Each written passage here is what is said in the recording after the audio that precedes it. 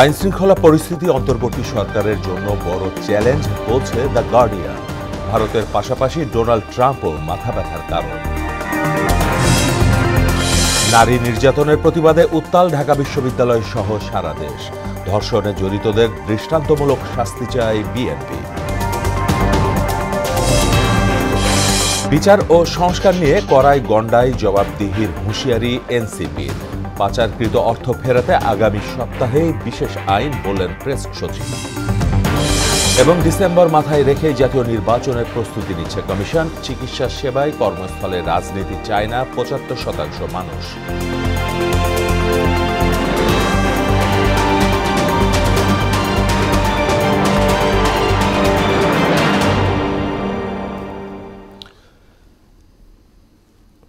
আসসালামু আলাইকুম, সবাইকে মোহনা সংবাদে স্বাগত। শুনছিলেন শিরোনাম, সঙ্গে আছি মাহমুদ হোসেন।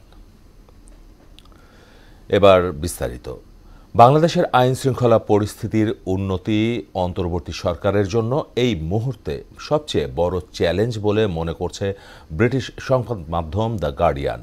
প্রধান উপদেষ্টা প্রফেসর মোহাম্মদ ইউনূসের সাক্ষাৎকার ভিত্তিক একটি প্রতিবেদনে একথা বলা হয়েছে। ভারতের পাশাপাশি ডোনাল্ড ট্রাম্পের যুক্তরাষ্ট্রের ক্ষমতায় ফিরে আসা ডক্টর ইউনূসের জন্য গলার কাটা হয়ে উঠেছে বলে উল্লেখ করেছে পত্রিকাটি। কাজী শাহরিনের প্রতিবেদন। অন্তর্বর্তী সরকারের প্রধান উপদেষ্টা ডক্টর মোহাম্মদ ইউনূসের সাক্ষাৎকার নিয়ে সোমবার একটি প্রতিবেদন প্রকাশ করে ব্রিটিশ সংবাদ মাধ্যম দ্য গার্ডিয়ান, যেখানে বলা হয়েছে ছাত্র জনতার অভ্যুত্থানে শেখ হাসিনা সরকারের পতনের পর এখন পর্যন্ত বাংলাদেশের আইন শৃঙ্খলা বাহিনী পুরোপুরি সক্রিয় হতে পারেনি। বাহিনী সদস্যদের সক্রিয়তার অভাবে সর্বত্র বাড়ছে সামাজিক অপরাধ ও গ্যাং ক্রাইম। ছাত্র জনতার নজিরবিহীন গণ অভ্যুত্থানে গত বছরের ৫ আগস্ট দেশ ছেড়ে পালিয়ে ভারতে আশ্রয় নেন শেখ হাসিনা। এর ৩ দিনের মাথায় অন্তর্বর্তী সরকারের প্রধান উপদেষ্টা হিসেবে শপথ নেন বিখ্যাত নোবেল বিজয়ী অর্থনীতিবিদ ডক্টর মোহাম্মদ ইউনূস। ৮ আগস্ট তিনি যখন শপথ গ্রহণ করেন তখনও সড়ক মহাসড়ক রক্তে ভেজা। হাসপাতালের মর্গে হাজারের বেশি মানুষের লাশ, যারা হাসিনার বিরুদ্ধে আন্দোলনের জন্য আইনশৃঙ্খলা বাহিনীর গুলিতে জীবন দিয়েছেন। দীর্ঘদিন ধরে রাজনৈতিক উচ্চাকাঙ্ক্ষা ত্যাগ করলেও ডক্টর ইউনূসকে বরাবরই তাকে রাজনৈতিক হুমকি বলে মনে করতেন শেখ হাসিনা। এ কারণে বছরের পর বছর ধরে শেখ হাসিনার ১৫ বছরের হয়রানি, অপমান, নির্যাতনের শিকার হয়েছেন তিনি। কিন্তু গণতন্ত্র ফেরাতে শিক্ষার্থীদের আর্জিতে দেশে অন্তর্বর্তী সরকার প্রধান হতে সম্মতি জানান তিনি। দি গার্ডিয়ানকে দেয়া সাক্ষাৎকারে এ প্রসঙ্গে প্রফেসর ইউনূস বলেন, বিগত ১৫ বছরে যে ক্ষয়ক্ষতি হয়েছে তা বিশাল এবং অকল্পনীয়। বিগত সরকার দেশকে সম্পূর্ণ ধ্বংস করে ফেলেছে। বাংলাদেশ এখন আরেকটি গাজা। প্রতিবেদনে বলা হয়, মোহাম্মদ ইউনূস অন্তর্বর্তী সরকারের প্রধান হওয়ার পর আশা করা হচ্ছিল বাংলাদেশে একটি নতুন যুগের সূচনা ঘটতে চলেছে, কিন্তু বাস্তবতা ভিন্ন। সার্বিক চিত্র এটাই বলবে যে দেশটি ফের খাদের দিকে ধাবিত হচ্ছে। ইউনূসের প্রতি মানুষের ব্যাপক শ্রদ্ধা থাকলেও এটাও সত্য যে অপরাধ দমন ও শান্তি রক্ষায় তার সরকারের ক্ষমতা দিন দিন তীব্রতর হচ্ছে। এর বড় কারণ হিসেবে বলা হচ্ছে, শেখ হাসিনার শাসনামলে আইন শৃঙ্খলা বাহিনীর শীর্ষ কর্মকর্তারা গ্রেফতার এবং আত্মগোপনে চলে যাওয়ায় সার্বিক চেইন অফ কমান্ডে শূন্যতা দেখা দিয়েছে, যা নিরাপত্তা পরিস্থিতির অবনতির জন্য দায়ী। ঢাকার রাস্তাঘাটে ব্যাপকভাবে বাড়ছে সংঘবদ্ধ অপরাধ।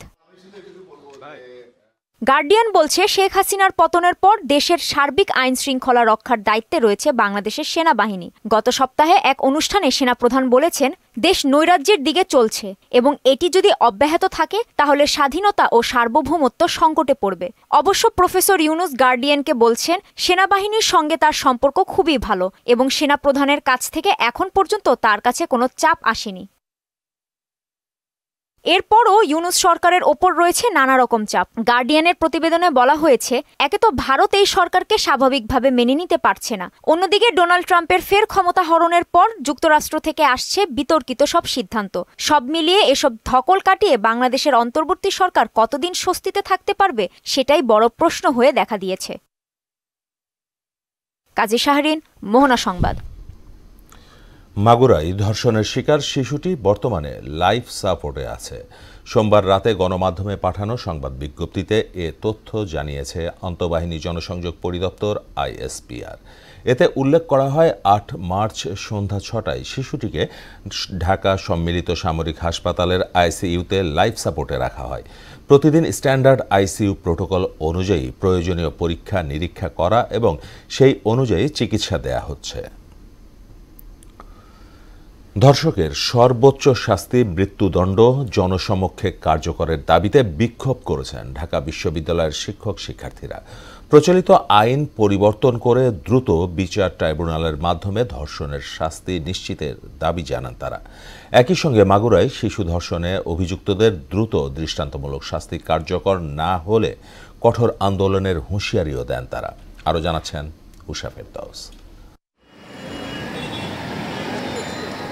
মাগুরায় ৮ বছরের শিশু ধর্ষণের ঘটনায় দেশ জুড়ে চলছে তীব্র ক্ষোভ বিক্ষোভ। অব্যাহতভাবে নারী ও শিশু ধর্ষণ, নির্যাতন, দলবদ্ধভাবে হেনস্থা ও নিপীড়নের বিরুদ্ধে রাজু ভাস্কর্যের পাদদেশে বিক্ষোভ করেন ঢাকা বিশ্ববিদ্যালয়ের শিক্ষক শিক্ষার্থীরা। এই সমস্ত নরপশুদের বিকৃত মস্তিষ্কের মানুষদেরকে ধিক্কার জানাচ্ছি। এটা ফাঁসি হবে না, ফাঁসি আমরা সবাই দেখতে পারি না। এর প্রকাশ্য বিচার হবে যেমন বিচার হয় মধ্যপ্রাচ্যের দেশগুলোতে। তারা বলেন, সামাজিক ও আইনি কাঠামো দুর্বল হওয়ায় অপরাধের ওপর নিয়ন্ত্রণ কমে যাচ্ছে, ফলে নারী শিশু নির্যাতন বাড়ছে। আসিয়ার মতো এরকম হাজারটা নিউজ চারিদিকে আছে, ভাইরাল হয়নি বলে কিন্তু ওদের নিয়ে কেউ কথা বলছে না। আমাদের স্লোগানে আসিয়া মেয়েটা শুধু রিপ্রেজেন্ট করছি না, আসিয়ার মতো সকল মেয়েকে আমরা রিপ্রেজেন্ট করছি। আমাদের বিচার ব্যবস্থা থেকে পার পেয়ে যাচ্ছে বড় বড় অপরাধীরা, তারা আমাদের এই বিচার ব্যবস্থার যে অবক্ষয় হয়েছে। ধর্ষণ ও নারী নির্যাতনের মামলার বিদ্যমান আইন পরিবর্তনের দাবিও জানান তারা। আদালতে স্পেশাল ট্রাইব্যুনাল বসিয়ে 15 থেকে 1 মাসের মধ্যে এই ধর্ষকদের বিচার করতে হবে। আমরা একটাই দাবি চাই, এই বাংলায় ধর্ষণের কোনো ঠাঁই হবে না। এতে অংশ নিয়ে শিক্ষকরা বলেন, দীর্ঘ সময় ধরে ধর্ষণ মামলার তদন্ত, ডিএনএ প্রতিবেদনে বিলম্ব এবং বিচারের দীর্ঘসূত্রিতায় বড় অপরাধেও আসামির জামিন হয়ে যাওয়ার মতো ঘটনায় দেশে অপরাধ বাড়ছে। বিশেষ করে এই ধরনের অপরাধের আইন আমাদের ধর্মে প্রকাশ্যভাবে পরিষ্কারভাবে বলা আছে, সেটার বাস্তবায়নে বিচার করতে হবে। আর যেন কোনো শিশু, কোনো নারী এইভাবে ধর্ষিত না হয়, তাহলে এই বাংলায় আর অহংকার করার মতো আমাদের কিছু থাকবে না। ফাঁসি যদি কার্যকর করা হতো এবং তাহলে এই ধরনের ঘটনা পুনরাবৃত্তি এত ঘন ঘন ঘটতো না। উষা ফেরদৌস, মোহনা সংবাদ, ঢাকা। এদিকে নারী নির্যাতনের প্রতিবাদে উত্তাল সারা দেশ। মাগুরায় শিশু ধর্ষণের ঘটনায় ধর্ষকদের সর্বোচ্চ শাস্তির দাবি জানিয়েছেন বিক্ষোভকারীরা। প্রতিনিধিদের সহায়তায় আরও জানাচ্ছেন তাহসিন তারিন। মাগুরায় ৮ বছরের শিশুকে ধর্ষণের ঘটনায় ধর্ষকের সর্বোচ্চ শাস্তির দাবি এবং নারীর প্রতি সহিংসতার প্রতিবাদে পিরোজপুরে বিক্ষোভ মিছিল ও সমাবেশ করেছে সাধারণ শিক্ষার্থীরা।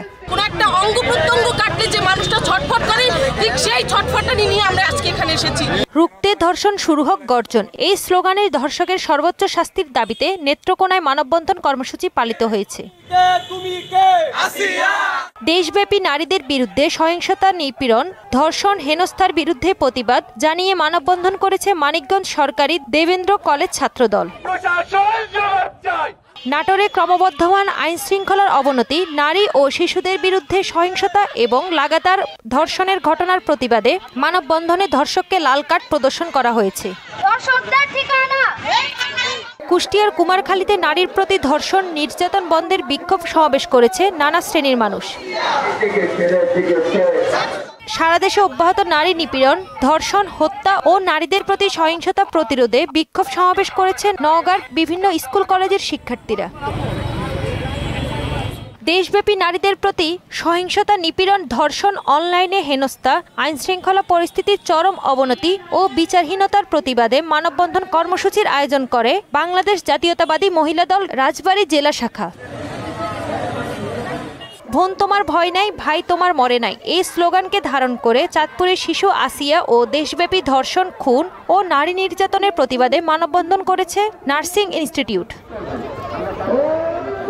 চাঁপাইনবাবগঞ্জে বাংলাদেশের আইন চাই, ধর্ষকের ফাঁসি চাই স্লোগানে ধর্ষণের বিরুদ্ধে বিক্ষোভ কর্মসূচি পালন করা হয়েছে। সারা দেশে ধর্ষণ ও নিপীড়নের প্রতিবাদে বাংলা ব্লকের কুমিল্লা সদর দক্ষিণে কোটবাড়ি বিশ্বরোড এলাকায় ঢাকা চট্টগ্রাম মহাসড়কে অবরোধ করেছেন শিক্ষার্থীরা। তাহসিন তারিন, মোহনা সংবাদ। শিশু ধর্ষণকারীদের দৃষ্টান্তমূলক শাস্তি দাবি করেছেন বিএনপির সিনিয়র যুগ্ম মহাসচিব রুহুল কবির রিজভী। সবাইকে ঐক্যবদ্ধভাবে অপরাধীর বিরুদ্ধে সোচ্চার হওয়ার আহ্বানও জানান তিনি।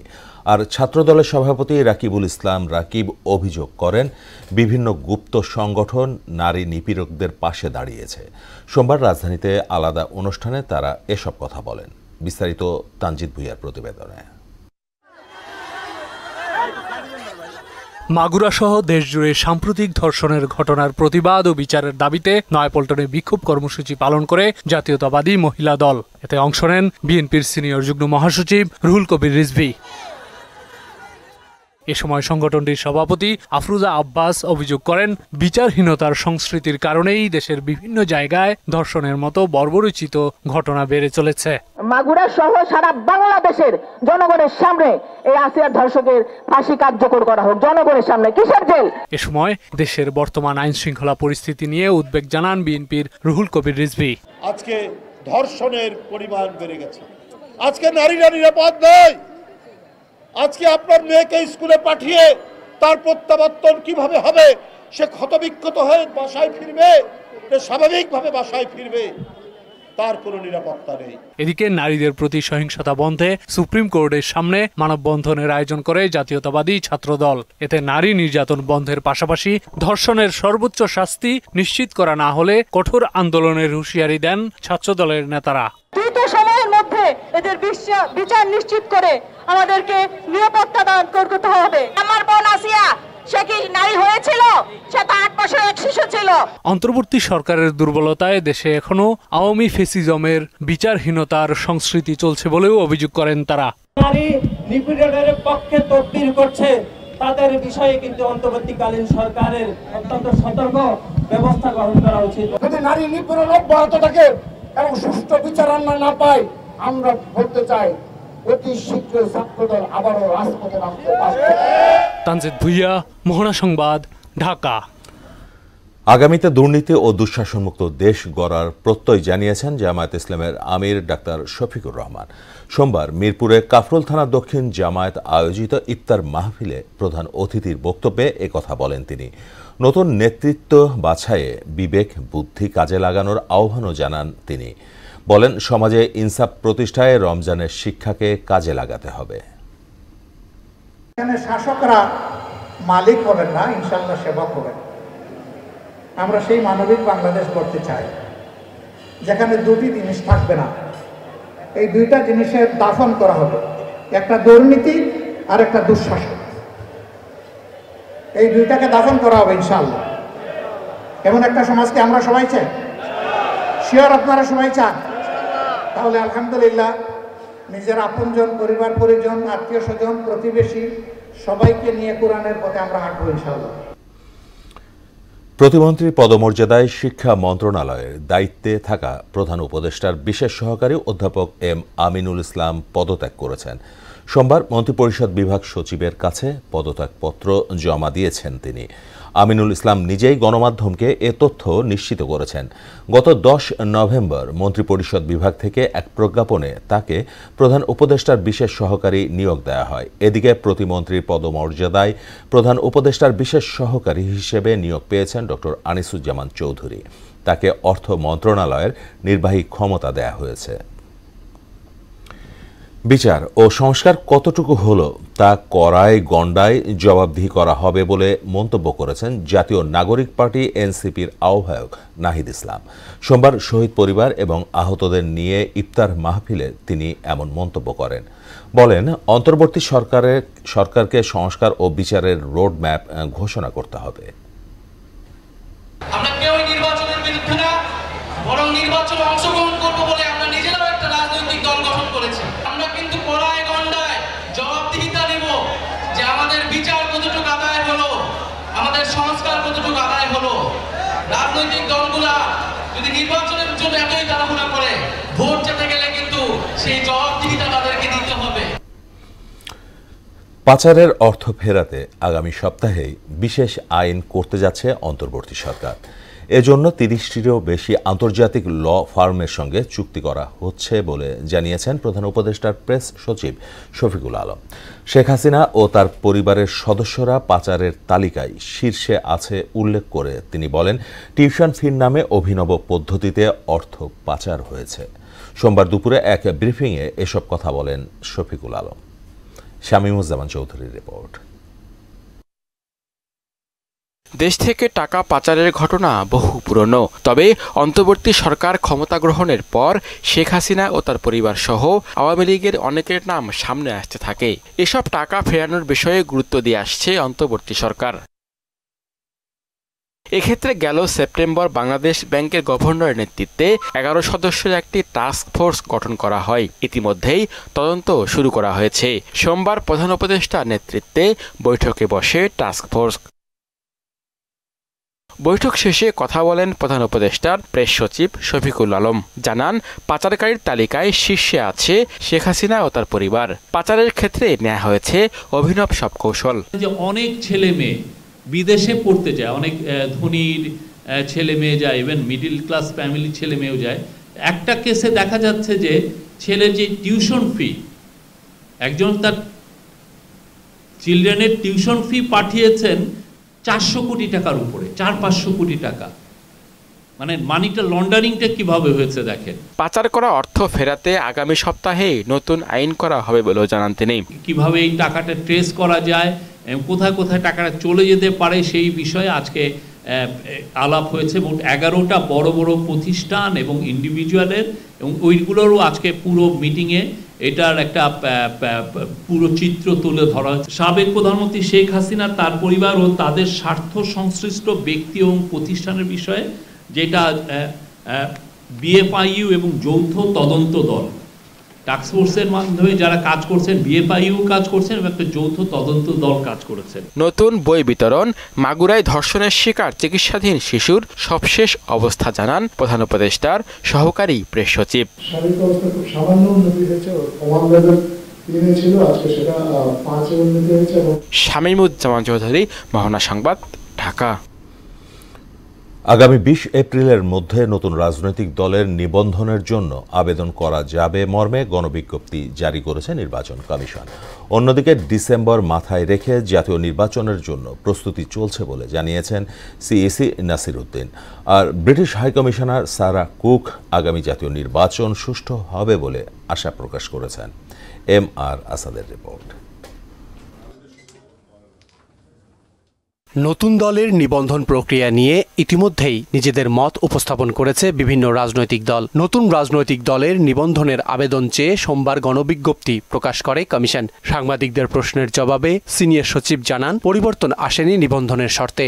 নতুন যারা রাজনৈতিক দল হিসেবে নিবন্ধিত হতে চান তারা আগামী 20 এপ্রিল 2025 তারিখ পর্যন্ত নির্ধারিত শর্ত পূরণ করে আমাদের কাছে আবেদন করবেন। আমরা সেটা পর্যালোচনা করব এবং তার পরবর্তীতে যে নিবন্ধন প্রক্রিয়া আছে সেটা সম্পন্ন করব। নতুন কোনো শর্ত এখানে আলাপ করা হয়নি, কোনো শর্ত শিথিলও করা হয়নি। এদিকে নির্বাচন ভবনে সিইসির সঙ্গে সাক্ষাৎ করেন ব্রিটিশ হাইকমিশনার সারাহ কুক। পরে সাংবাদিকদের তিনি জানান, বাংলাদেশের আগামী জাতীয় সংসদ নির্বাচন সুষ্ঠু ও অবাধ দেখতে চায় তার দেশ। The UK is supportive of the consensus building and reform process to help create the conditions for free, fair and inclusive elections here in Bangladesh.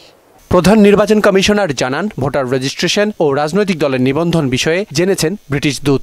আলোচনা হয়েছে নির্বাচন পর্যবেক্ষক তালিকা নিয়েও। ক্যান্ডিডেটের যখন এজেন্ট থাকে, ও ইলেকশন কন্ডাক্ট রুলস জানে না, কিভাবে ইলেকশন পরিচালনা করতে হয়, কি কি নিয়ম নীতি আমরা জানে না। একটা পার্টির কর্মী বা একজন ক্যান্ডিডেটের পরিচিত বা কর্মী তাকে এজেন্ট হিসেবে নিয়োগ করে দিল, সে আইন কানুন কিছু জানে। তাদের যদি একটা ট্রেনিং এর একটা ব্যবস্থা করতে পারতাম, তাই এই কথাটা বলেছি। স্থানীয় সরকার নির্বাচন নিয়ে বৈঠকে কোনো আলোচনা হয়নি বলেও জানান নাসির উদ্দিন। যেহেতু একটা টাইমলাইন আছে আর্লিয়েস্ট ইন ডিসেম্বর, সেটাকে মাথায় রেখে আমাদের প্রস্তুতি আমরা নিয়ে যাচ্ছি, যাতে ডিসেম্বরে ইলেকশন হলে তো সে অক্টোবরে শিডিউল ঘোষণা করতে হবে। তো আমরা যাতে ওই টাইমলাইনটা মিস না করি সেভাবে প্রস্তুতি নিচ্ছে, এটা আমি তাদেরকে বুঝিয়েছি, তারা খুব অ্যাপ্রিশিয়েট করেছে। জাতীয় নির্বাচন নিয়ে বৈঠকে কোনো আলোচনা হয়নি বলেও জানান নাসির উদ্দিন। হুঁশিয়ারিটা বাজায় দিয়েছে যে ডিসেম্বর অথবা আগামী বছরের প্রথম দিকে, উনি তো ঘোষণা দিয়ে দিয়েছে অলরেডি। MR আসাদ, মোহনা সংবাদ, ঢাকা। চিকিৎসা পেশায় নিয়োজিতদের কর্মস্থলের রাজনৈতিক কর্মকাণ্ড করা উচিত নয় বলে মত দিয়েছেন দেশের ৭৫% মানুষ। বাংলাদেশ পরিসংখ্যান ব্যুরো BBS এর এক জরিপে উঠে এসেছে এমন তথ্য। বিশেষজ্ঞরা বলছেন চিকিৎসক, নার্স ও স্বাস্থ্যকর্মীরা কর্মস্থলে রাজনীতি করলে সেবা ক্ষতিগ্রস্ত হয় ও ঝুঁকি বাড়ে রোগীদের। একইভাবে হুমকিতে পড়ে শিক্ষার্থীদের পরীক্ষার ফলাফল ও ভবিষ্যৎ। শামীমুজ্জামান চৌধুরীর বিশেষ প্রতিবেদন।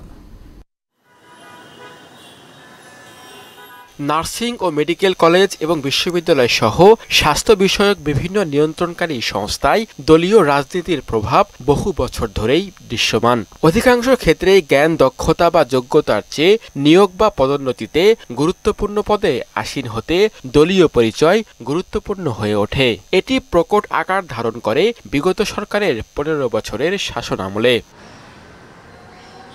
গেল বছরের ৫ আগস্ট সরকার পরিবর্তনের আগে স্বাস্থ্য খাতে একচ্ছত্র আধিপত্য ছিল আওয়ামী লীগ সমর্থিত চিকিৎসকদের সংগঠন স্বাধীনতা চিকিৎসক পরিষদ সাচিপের। এর আগে আধিপত্য ছিল বিএনপি সমর্থিত ডক্টরস অ্যাসোসিয়েশন অব বাংলাদেশ ড্যাব এবং জামাত সমর্থিত চিকিৎসকদের সংগঠন ন্যাশনাল ডক্টরস ফোরাম NDF এর। চিকিৎসক, মেডিকেল শিক্ষক, নার্স ও অন্য স্বাস্থ্যকর্মীদের কর্মস্থলে রাজনৈতিক কর্মকাণ্ড নিয়ে জরিপ করেছে BBS। এতে দেখা গেছে ৭৫.৬% উত্তরদাতা কর্মস্থলে স্বাস্থ্যকর্মীদের রাজনীতির বিপক্ষে মত দিয়েছেন, আর পক্ষে মত দিয়েছেন মাত্র ২১.৭%। স্বাস্থ্য পেশাজীবীদের রাজনীতির বিপক্ষে গ্রামের চেয়ে শহরের মানুষের হার বেশি।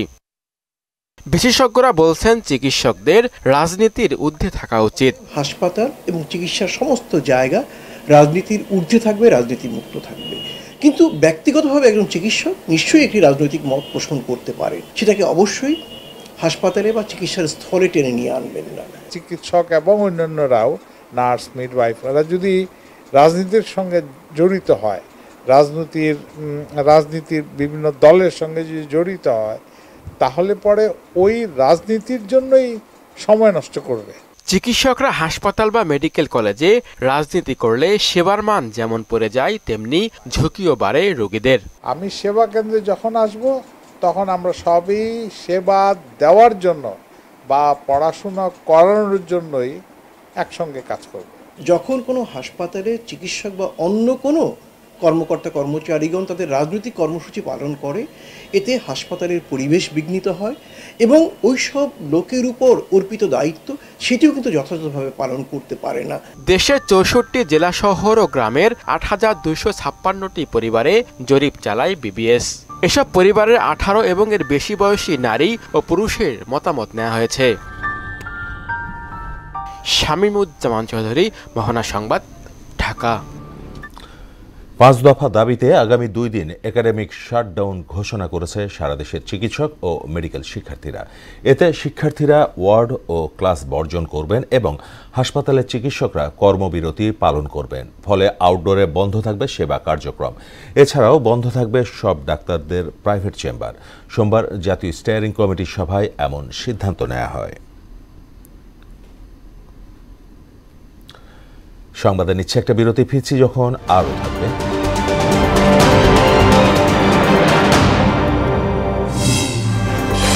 দাবানলে পড়ছে নিউ ইয়র্কের লং আইল্যান্ড। জরুরি অবস্থা জারি, ঘূর্ণিঝড়ের তাণ্ডবে লন্ডভন্ড অস্ট্রেলিয়ার কুইন্সল্যান্ড। এবং বিসিবির কেন্দ্রীয় চুক্তিতে এসেছে ২১ ক্রিকেটার। A+ কেবল তাসকিন আহমেদ নিজেকে প্রত্যাহার করে নিলেন মাহমুদুল্লাহ।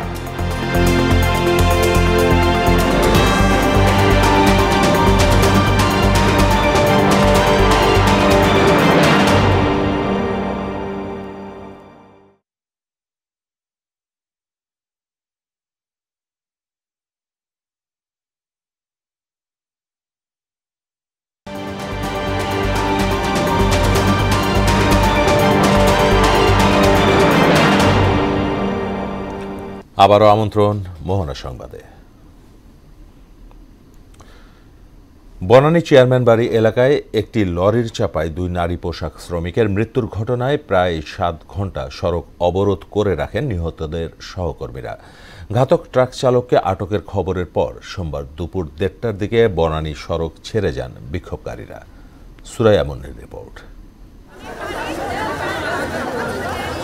সোমবার ভোর 6টার দিকে বনানীর চেয়ারম্যান বাড়ি ইউটার্নে লরি চাপায় মিনারা ও সুমাইয়া নামের 2 পোশাক শ্রমিক নিহত ও 1 যুবক আহত হয়। খবর পেয়ে 7টার দিকে ওই এলাকার 2 পাশের সড়কের অবস্থান নিয়ে বিক্ষোভ শুরু করেন তৈরি পোশাক কর্মীরা। এতে ঢাকা ময়মনসিংহ মহাসড়ক ও এলিভেটেড এক্সপ্রেসওয়েতে যান চলাচল বন্ধ হয়ে যায়।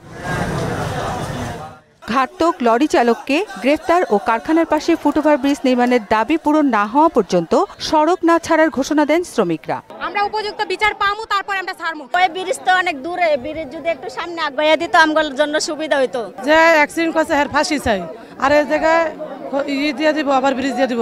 রাস্তা ফাঁকাই ছিল, আসলে তখন গাড়িটার হাত দিছে থামানোর লাগিয়া, কিন্তু সিঙ্গেল দিলে থামে নাই, না থামলে দুইজনে মাইরা দিছে। এদিকে সময় গণনার সঙ্গে দীর্ঘ হয় যানজট। ঘন্টার পর ঘন্টা ঠায় দাঁড়িয়ে থাকে বাসসহ অন্যান্য যানবাহন। লক্ষ লক্ষ মানুষ কষ্ট করতেছে, আমরা ভুগতাছি। রাস্তাঘাটে বসে আছি প্রায় 5 ঘন্টা ধরে, যেতে পারতেছি না, গাড়ি পাইতেছি না। উপায়ন্ত না দেখে এক পর্যায়ে রোগী সহ অফিসগামী অনেক মানুষ পায়ে হেঁটেই গন্তব্যে রওনা দেন। সিএমএস আমি কোশ্চেন অপারেশন করার জন্য তারা এটা সুষ্ঠু বিচার চায় এবং ক্ষতিপূরণ চায়। পাশাপাশি দোষী গাড়ি চালক যে ছিল তারা দৃষ্টান্তমূলক শাস্তি চায়। দুপুর 1টার দিকে ঘাতক লরি চালককে আটক করার কথা জানায় পুলিশ। অলরেডি সেই ঘাতক ট্রাককে আমরা আটক করেছি, তাদের মালিক এবং যে ড্রাইভার আছে তাদেরকে আমরা খুব দ্রুত আইনের আওতায় নিয়ে আসব। চালকের গ্রেফতারের খবর এবং দাবি মানার আশ্বাসের পরই সড়ক ছাড়েন শ্রমিকরা, আর ধীরে ধীরে স্বাভাবিক হতে থাকে বনানী সড়ক ও এলিভেটেড এক্সপ্রেসওয়েতে যান চলাচল। সুরাইয়া মুন্নি, মোহনা সংবাদ, ঢাকা। 5 আগস্টের পর দেশ রসাতলে যেতে পারত, তবে তারেক রহমানের নির্দেশে বিএনপির দৃঢ় অবস্থানের কারণে কোনো ষড়যন্ত্র কাজে আসেনি বলে মন্তব্য করেছেন বিএনপি চেয়ারপারসনের উপদেষ্টা আব্দুস সালাম। এ সময় তিনি বলেন, দেশের জন্য ভালো সব অর্জন তার সবটুকুই বিএনপির হাত ধরে হয়েছে। সোমবার বিকেলে রাজধানীর মোহাম্মদপুর কেন্দ্রীয় কলেজ অডিটোরিয়ামে বাংলাদেশ জাতীয়তাবাদী শিক্ষক পরিষদের ইফতার ও আলোচনা সভা অনুষ্ঠানে অংশ নিয়ে তিনি এসব কথা বলেন। 5 আগস্টের পরে এই দেশ তো রসাতলে যাওয়ার কথা ছিল, যেটা আওয়ামী লীগ বলছিল 1 রাতে 5 লাখ লোক মারা যাবে, কিন্তু তারেক রহমানের এক নির্দেশে এই যে বিএনপির নেতা কর্মী যারা আছে শত শত মামলার পরও কিন্তু কেউ কোনো একটা খারাপ কাজ করতে পারে নাই।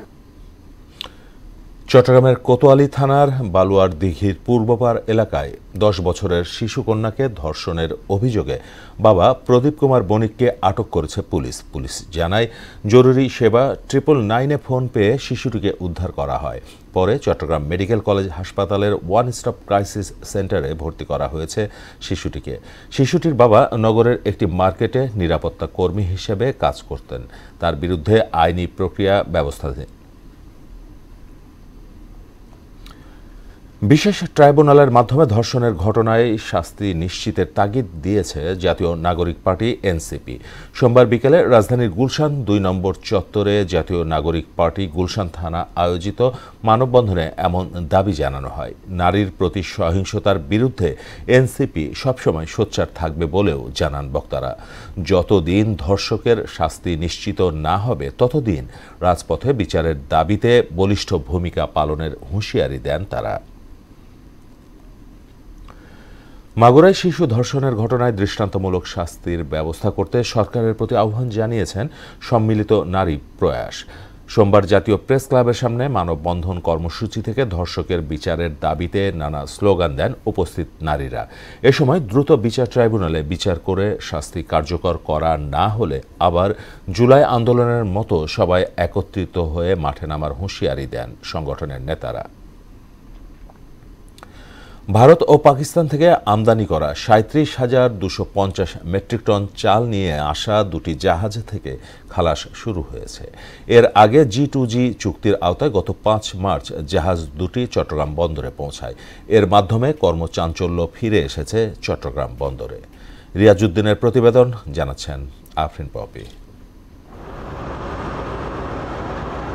5 মার্চ পাকিস্তান ও ভারত থেকে চাল নিয়ে আসা জাহাজ দুটি চট্টগ্রাম বন্দরের কন্টেইনার টার্মিনালে আসে। চালের নমুনা পরীক্ষা শেষে জাহাজ দুটি থেকে খালাস শুরু হয় গত বৃহস্পতিবার থেকে। স্বাধীনতার পর এই প্রথম বাংলাদেশ পাকিস্তান সরকারি ব্যবস্থায় সরাসরি বাণিজ্য চালু হলো। দুই দেশের মধ্যে সরকারি পর্যায়ে G2G সই করা চুক্তির আওতায় কেনা চালের প্রথম চালান আসে। পাকিস্তান থেকে 50,000 মেট্রিক টন আতপ চাল আমদানি নিয়ে গত 14 জানুয়ারি ঢাকায় সরকারি পর্যায়ে একটি সমঝোতা স্মারক সই হয়। 7.5 লক্ষ মেট্রিক টনের চুক্তি আছে, এর মধ্যে আমরা 3,20,000 মেট্রিক টন ইতিমধ্যে আমরা রিসিভ করেছি, আমাদের এখানে চলে আসছে। বাজারে কেউ যেন কৃত্রিম সংকট সৃষ্টি করতে না পারে, তাই খাদ্যবাহী জাহাজগুলোকে জরুরি ভিত্তিতে বন্দর কর্তৃপক্ষ খালাসের জন্য বার্থিং দিয়ে থাকে বলে জানান বন্দরের এই কর্মকর্তা। আর এই সকল যেগুলা নিত্যপণ্য, যেগুলা ভোগ্য সামগ্রী, নিত্যপণ্য, এগুলা যেন বাজারে কেউ কৃত্রিম সংকট সৃষ্টি করতে না পারে এবং সাধারণ জনগণ যেন অত্যন্ত দ্রুততার সাথে এই মালামালগুলো পায়, সেই বিষয়টা সবসময় আমরা বিবেচনায় রাখি। ভোগ্যপণ্য সামগ্রী দ্রুত খালাসের জন্য নিজ নিজ অধিদপ্তরের পরীক্ষা নিরীক্ষা শেষে দ্রুত খালাসের জন্য অনুমতি দেন বলে জানান কাস্টমস কর্মকর্তা। সকল ক্ষেত্রেই পণ্য চালান আসার পরে আমরা দ্রুততম সময়ের মধ্যে আমরা পণ্য চালানগুলো খালাসের কার্যক্রম গ্রহণ করি এবং আমাদের যে কনসাইনমেন্টগুলো থাকে প্রথম দিনে মানে চতুর্থ দিনেই আমাদের প্রায় 90% কনসাইনমেন্ট আমাদের এক্সিট হয়ে যায়। G2G চুক্তির আওতায় মিয়ানমার, ভিয়েতনাম, ভারত, পাকিস্তান সহ বিভিন্ন দেশ থেকে 7.5 লাখ মেট্রিক টন চাল আমদানি হবে। পার্শ্ববর্তী দেশগুলো থেকে এর মধ্যে দেশে 3,20,000 মেট্রিক টন চাল আমদানি হয়েছে। আফরিন পপি, মোহনা সংবাদ। দেশের বাইরের খবর। দাবানলে পুড়ছে যুক্তরাষ্ট্রের নিউ ইয়র্কের লং আইল্যান্ড। বেশ কয়েকটি অঞ্চলে বিচ্ছিন্নভাবে জ্বলছে আগুন। কর্তৃপক্ষের তথ্য মতে শনিবার দুপুর থেকে লং আইল্যান্ডের বনাঞ্চলে আগুন ছড়িয়ে পড়ে বলে জানানো হয়। জরুরি অবস্থা জারির পাশাপাশি বাসিন্দাদের নিরাপদে সরে যাওয়ার নির্দেশ দিয়েছে প্রশাসন। এদিকে ঘূর্ণিঝড় আলফ্রেডের তাণ্ডবে লন্ডভন্ড অস্ট্রেলিয়ার কুইন্সল্যান্ড। এতে ক্ষতিগ্রস্ত হয়েছে বাড়িঘর, কারখানা সহ কয়েকশো স্থাপনা। বিদ্যুৎহীন অবস্থায় রয়েছে 7,50,000-এর বেশি মানুষ। কানাডার নতুন প্রধানমন্ত্রী নির্বাচিত হয়েছেন মার্ক কার্নি। তিনি বিদায়ী প্রধানমন্ত্রী জাস্টিন ট্রুডোর স্থলাভিষিক্ত হলেন। প্রধানমন্ত্রী হিসেবে তার নাম ঘোষণা করেন লিবারেল পার্টির প্রেসিডেন্ট সচিত মেহরা। সদস্যদের ভোটে লিবারেল পার্টির নতুন নেতা বাছাই করা হয়। এতে মার্ক কার্নি 1,31,674 ভোট পেয়ে নির্বাচিত হন। তার নিকটতম প্রতিদ্বন্দ্বী ক্রিস্টেনা ফ্রিল্যান্ড পেয়েছেন 11,134 ভোট। এর আগে গত জানুয়ারি প্রধানমন্ত্রীর পদ থেকে পদত্যাগের ঘোষণা দেন জাস্টিন ট্রুডো। শেষ করব মোহনা সংবাদ, যাবার আগে শিরোনামগুলো আরও একবার।